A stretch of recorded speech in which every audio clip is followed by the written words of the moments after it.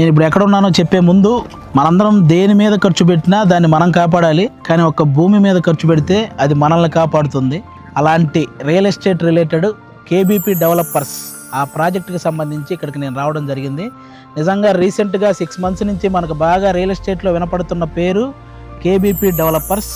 అంటే తక్కువ స్పాన్లో ఇంత గ్రోత్ మామూలుగా నేను ఇంతవరకు రియల్ ఎస్టేట్లో ఎక్కడా చూడలేదు. అది బికాజ్ ఆఫ్ ఆ కేబీపీ అనే మనుషులు ఉన్నారు కదా, మన సురేష్ కాటంరెడ్డి గారు, అలాగే రవి బొప్ప గారు, అలాగే శ్రీధర్ పాటిబండ్ల గారు. వీళ్ళ ముగ్గురు అంటే ఒక నిజాయితీకి ఇంకా మారు పేరు అనమాట. ఆల్రెడీ మీ అందరికీ తెలుసు, బేసిక్ ఎవరైనా సరే ఇంట గెలిచి రచ్చ గెలుస్తారు, కానీ వీళ్ళ ముగ్గురు రచ్చ గెలిచి ఇంట గెలవడానికి వచ్చారనమాట. ఆల్రెడీ యుఎస్ఏలో ఐటీ కంపెనీస్ కానీ అలాగే రియల్ ఎస్టేట్ కానీ అక్కడ ఆల్రెడీ చేసి చాలా పేరు డబ్బు సంపాదించి ఆ తర్వాత ఇక్కడ ఆంధ్రాలో కూడా అంతే నిజాయితీగా పనిచేయాలని వచ్చిన ముగ్గురు వ్యక్తులు అనమాట. అంటే మాట పోతే ప్రాణం పోయినట్టే అని ఫీల్ అయ్యే పర్సన్స్. అందుకే ఇక్కడ ఈరోజు ఈ నంబూరు దగ్గరలో 60 ఎకరాలు, అంటే జనరల్గా చాలా మంది రియల్ ఎస్టేట్ అనగానే ఏం చేస్తారంటే ఒక 25% ఇన్వెస్ట్ చేసేసి ఒక 10 ప్రాజెక్టులు అని చెప్పేసి ఇలా చేసేస్తుంటారు. అవి తర్వాత వాళ్ళు ట్రబుల్స్ ఫేస్ చేస్తారు, కస్టమర్స్ని కూడా ట్రబుల్స్లో పెడతారు. అలా కాకుండా వీళ్ళు ఫస్ట్ ఈ 60 ఎకరాలు వీళ్ళు ముందు ఆ మనీ మొత్తం ఇన్వెస్ట్ చేసి 60 ఎకరాలు కొనడం జరిగింది. ఇక్కడ ప్లాట్లు వేయడం జరిగింది. మొత్తం 700 ప్లాట్లు, ఆల్రెడీ 500 ప్లాట్లు సేల్ అయినాయి. ఇందులో ఒక 100 విల్లాలు 100 ప్లాట్లు ఇవి కూడా ఇప్పుడు సేల్ అవడానికి రెడీగా ఉన్నాయి. మొత్తం వీళ్ళ గురించి తెలుసుకున్నాకే నేను ఇక్కడ రావడం జరిగింది. నిజంగా ఇలాంటి ప్రాజెక్టు ఇక్కడ ప్లాట్ తీసుకోవడం నిజంగా చాలా అదృష్టం. భూమి మీద ఇన్వెస్ట్ చేయాలనుకున్న వాళ్ళు ఎవరైనా సరే ఇన్వెస్ట్ చేయడం ఎంత ఇంపార్టెంటో ఎక్కడ ఇన్వెస్ట్ చేస్తున్నాం అనేది చాలా ఇంపార్టెంట్. కాబట్టి మీరు మిస్ అవ్వకుండా కేబీపీ డెవలపర్స్ ఈ పేరు మీకు బాగా గుర్తుండిపోద్ది. ఎందుకంటే వీళ్ళు కస్టమర్స్కి మంచి జరిగితే హ్యాపీ ఫీల్ అయ్యే పర్సన్స్ అనమాట.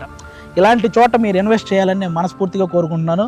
మీకుండే ఏమైనా డౌట్లు ఉంటే అది నా రూపంలో నేను అడుగుతాను. సార్ ఇక్కడే ఉన్నారు, మన శ్రీధర్ పాటిబండ్ల గారు. ఆయన మనకి ఆ డౌట్స్ అన్ని క్లారిఫై చేస్తారు.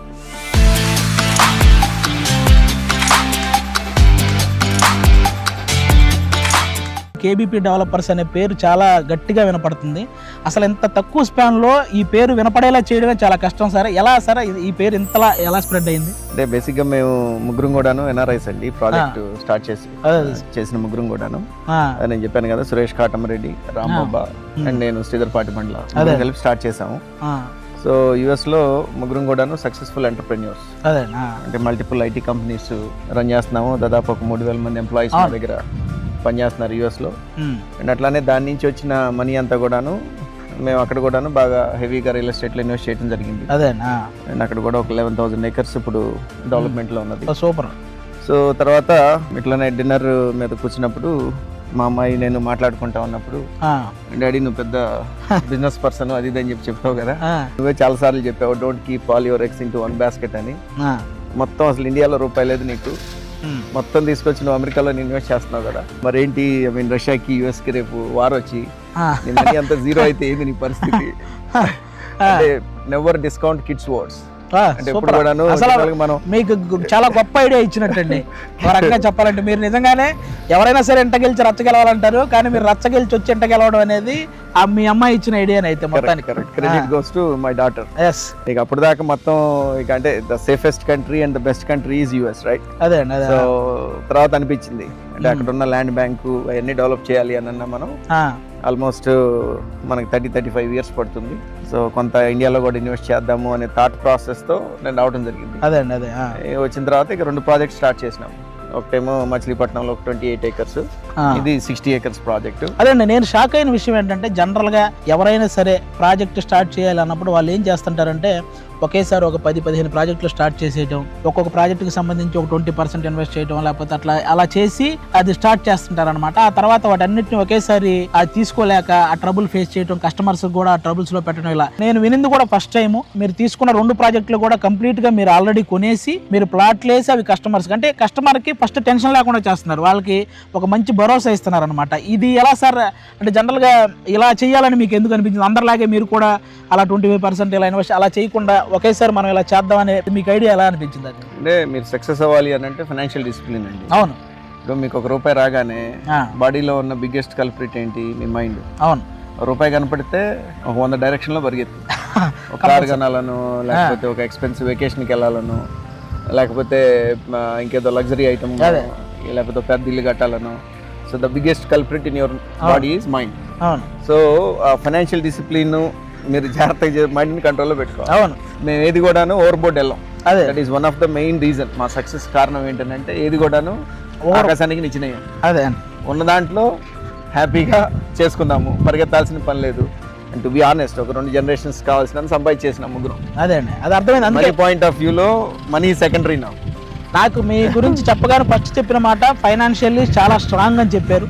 అలాగే ముగ్గురు చాలా నిజాయితీ పనులు. ఈ 2 విషయాలు చాలండి కస్టమర్స్కి, ఇంకా అంతకు మించిన భరోసా వేరేది ఏం లేదు. ప్రతి ఒక్కరికి ఉండే డౌట్, వీళ్ళు సరిగా జరుగుద్దా, తర్వాత మధ్యలోనే ఆపేస్తారా, ఇలాంటివి చాలా ఇన్సిడెంట్లు జరుగున్నాయి. కాబట్టి ప్రతి ఒక్కరికి ఆ డౌట్ ఉంటుంది. కానీ కస్టమర్లు ఎవరైనా సరే మీ అందరికీ ఈ విషయంలో మాత్రం 1% కూడా డౌట్ అవసరం లేదు. ఎందుకంటే ముగ్గురు కూడా ఫైనాన్షియల్లీ చాలా స్ట్రాంగ్. ఆల్రెడీ వాళ్ళ పేరు, డబ్బు అన్నీ సంపాదించి వచ్చి కస్టమర్స్కి మంచి చేయాలన్న ఒకే ఒక ఉద్దేశంతో ఇక్కడ కూడా కేబీపీ డెవలపర్ స్టార్ట్ చేయడం జరిగింది. స్థలం అంతా కొనేసి తర్వాత ప్లాట్లు వేయడం జరిగింది. మీరు ఎవరైనా సరే ఆల్మోస్ట్ 500 ప్లాట్స్ అయితే సేల్ అయిపోయినాయి.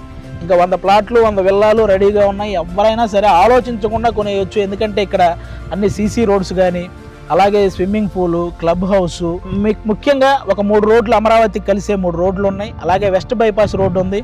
చాలామంది ఎవరైనా సరే హైదరాబాద్ వెళ్ళాలంటే మనం బెంచ్ సర్కిల్ మీదుగానే వెళ్ళాలి. అది రెగ్యులర్గా జరిగే ప్యాటర్న్. కానీ వన్స్ ఇక్కడ ప్లాట్ తీసుకున్న తర్వాత ఇక్కడ రోడ్లు ఏంటంటే ఇక్కడ వెస్ట్ బైపాస్ రోడ్డు పడుతుంది. మనకి రెగ్యులర్గా వెళ్ళేదానికంటే ఒక 30 minutes ముందే మనం హైదరాబాద్ రీచ్ అయ్యే పరిస్థితి అనమాట. అలా అన్ని రకాలుగా కూడా ఇటు సైడు మీ ఈ పక్కన ఎటు చూసినా కానీ అన్ని సదుపాయాలు, సకల సౌకర్యాలు అన్నీ కరెక్ట్గా ఉన్న ప్రాజెక్ట్ ఇది. అలాంటి ప్లేస్ వీళ్ళు పట్టడం జరిగింది. మామూలు విషయం కాదండి. సూపర్ కంగ్రాట్స్ మీకు. అసలు క్లబ్ హౌస్ జనరల్గా ఈ పేపర్ మీద ఉంటాయి కానీ చాలా మంది ఒరిజినల్కి వచ్చేసరికి ఇవి జరగవు మ్యాక్సిమం. కానీ నాకు కేవీపీ డెవలపర్స్లో తెలిసిన విషయం ఏంటంటే పేపర్ మీద ఉన్నదానికంటే కూడా ఇంకొక 5% 10% మంచి చేయాలని చూస్తారు, కానీ అందులో అది తగ్గించే ప్రసక్తే లేదని విన్నాను నేను. దీని పరిస్థితి ఏంటంటే క్లబ్ హౌస్ ఇప్పుడు ఇది క్లబ్ హౌస్ బేసిక్ ఇందాక మీకు చెప్పినట్టు డెవలప్మెంట్ చేసినప్పుడు ల్యాండ్ అదే డెవలపర్ పోర్షన్ ఒక 57% వస్తుందండి. ఓకే, 43% మనకు రోడ్లు కానివ్వండి, లేకపోతే పార్క్స్ కానివ్వండి, వీటన్నిటికీ ఒక 43% పోతుంది. ఓకే. సో ల్యాండ్ బాగా ఎక్స్పెన్సివ్ అయినప్పుడు మనకు వచ్చిన 57%లో నుంచి ఒక 1000 గజాలో, ఒక 1500 గజాలో, లేకపోతే ఒక 2000 గజాలో క్లబ్ హౌస్కి మనం వదిలిపెట్టాలి అని అంటే అది కోర్టులో ఉంటుంది. అవునవును. సో దాంతో ఏమవుతుంది అని అంటే ముందు ఫ్లైర్ మీద పెడతారు, కానీ డెలివరీ స్టేజ్కి వచ్చేటప్పటికి ఆ కోర్టులు కనపడుతుంది జనాలకి. దాంతో ఏమవుతుంది, ఆ క్లబ్ హౌస్ ఎవరు? ఇప్పుడు మన దాంట్లో ఏంటంటే మేము 1600 square yards క్లబ్ హౌస్ కట్టి పెట్టాం. మనకు వచ్చిన 57% నుంచి. That it self is lot of money ఒకటి. రెండోది 26,000 square feet. మనం చెప్పిన పేపర్ మీద 25,000 square feet club house. Almost మనం కట్టబోయేది 26,200 square feet క్లబ్ హౌస్ కడుతున్నాం మనం G+3. అట్లా ఎమ్యూనిటీస్ కూడాను మనం ఏదైతే చెప్పామో అవన్నీ చేయటమే కాకుండా డ్యూరింగ్ దట్ ప్రాసెస్ ఏదైనా ఇంప్రూవ్మెంట్ చేస్తే బెటర్గా ఉంటుంది అని అనుకునేవన్నీ డెఫినెట్గా చేసుకుంటూ వస్తున్నాం అనమాట ప్రాజెక్ట్. అది విన్నారు కదా, ఓన్లీ కస్టమర్స్కి మంచి జరగాలన్న ఒకే ఒక్క ఉద్దేశం. దానికి సంబంధించి అన్ని రకాలుగా ఈ ప్రాజెక్ట్ డెవలప్మెంట్ జరుగుతుంది. సో ఎవరు ఇంకా ఆలోచించే అవసరం లేదు. నేను ఇక్కడ దాకా వచ్చి ఈ విషయం చెప్తున్నానంటే ఖచ్చితంగా అందులో నిజాయితీ ఉంటేనే నేను కూడా ఇక్కడ దాకా రాగలుగుతాను. లేకపోతే నేను ఇలాంటి వాటిని ఏదో ఉత్తమ అబద్ధాలు లేకపోతే ఇంకోటి ఏదైనా చెప్పి ఎంకరేజ్ చేసే పర్సన్ నేను కాదు. కేబీపీ డెవలపర్స్లో ఎవరైనా సరే ప్లాట్ కావాలి అనుకుంటే మాత్రం నేను తొందరపడండి అనే చెప్తా. చాలా మంది అన్ని విషయాల్లో తొందరపడకండి అంటారు, కానీ ఈ విషయంలో తొందరపడండి, చాలా మంచిది. సార్ ఇంతకీ ఈ ట్రై సిటీ అని ఎందుకు పెట్టారు సార్ యాక్చువల్గా? సో ట్రై సిటీ అనేది మా శ్రీనివాస్ గారని మా ఎగ్జిక్యూషన్ అంతా టేక్ కేర్ చేస్తారు. This is idea. సో నేను చేయకపోతే నేను క్రెడిట్ తీసుకోను.